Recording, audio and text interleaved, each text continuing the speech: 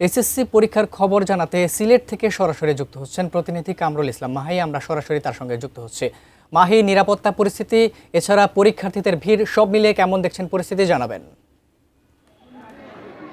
আবেদ, আমরা ৮টার পর থেকেই কেন্দ্রগুলোর সামনে আমরা লক্ষ্য রাখছিলাম। আমরা দেখছি যে যারা পরীক্ষার্থী যারা রয়েছেন তাদেরকে নিয়ে তাদের অভিভাবকরা পরীক্ষা কেন্দ্রের সামনে তারা অপেক্ষা করছিলেন।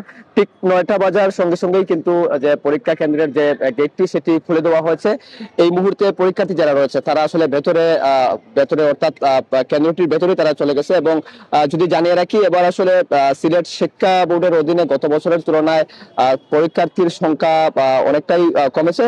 চলতি বছর সিলেটের শিক্ষা বোর্ডের অধীনে পরীক্ষার্থীর সংখ্যা দাঁড়িয়েছে 89,421 জন, যা গত বছরের তুলনায় 12,998 জন কমেছে। এর আগের বছর অর্থাৎ 2024 সালেও উল্লেখযোগ্য সংখ্যক পরীক্ষার্থীর সংখ্যা কমেছিল। এবং এবার 397টি শিক্ষা প্রতিষ্ঠান থেকে 89,421 জন পরীক্ষার্থী অংশ নিচ্ছেন। এর মধ্যে ছাত্রী রয়েছেন 53,000 এবং ছাত্র সংখ্যা 35,000-এর মতো রয়েছে। এবং জেলাভিত্তিক যদি একটু পরিসংখ্যান জানাই, সিলেট জেলাতে 35,331 জন এবং মৌলভীবাজারে 19,000, সুনামগঞ্জে 18,000 এবং হবিগঞ্জে 15,000 শিক্ষার্থী পরীক্ষায় অংশ নিচ্ছেন। এবং নিশ্চয়ই আপনি দেখতে পাচ্ছেন পরীক্ষা কেন্দ্রের সামনে পুলিশের নিরাপত্তা রয়েছে। এবং আপনি নিশ্চয়ই জানেন জ্বালানির যে সংকটের কারণে পরিবহন ব্যবস্থায় একটা ব্যাঘাত আসছিল।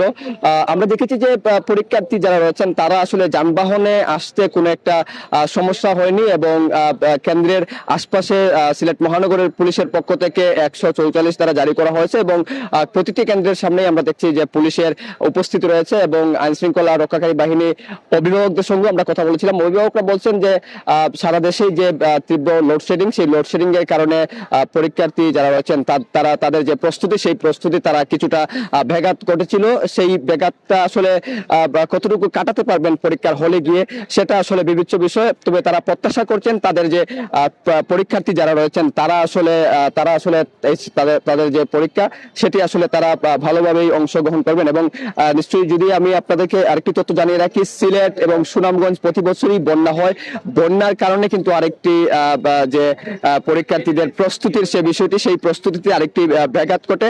সিলেট শিক্ষা বোর্ড থেকে আমাদের কাছে যেমনটি জানানো হয়েছে যে এবছর যেহেতু এসএসসি পরীক্ষার সময় বৃষ্টি এবং বন্যার কোনো চলমান বন্যার কোনো সমস্যা নেই, সেই ক্ষেত্রে পরীক্ষার্থীদের প্রস্তুতি এবং সবকিছুই হয়তো ভালো হবে। তো সব মিলিয়ে বলা চলে পরীক্ষার্থী এবং অভিভাবক যারা রয়েছে তাদের প্রত্যাশা এবারের পরীক্ষার্থী যারা বসতে আছেন তারা ভালো ফলাফল করবেন এবং নির্বিঘ্নে আসলে পরীক্ষা দিবেন। তো এই জন্য সিলেট সরকারি অগ্রগামী বালিকা উচ্চ বিদ্যালয় থেকে আমার কাছে সর্বশেষ। আবিদ।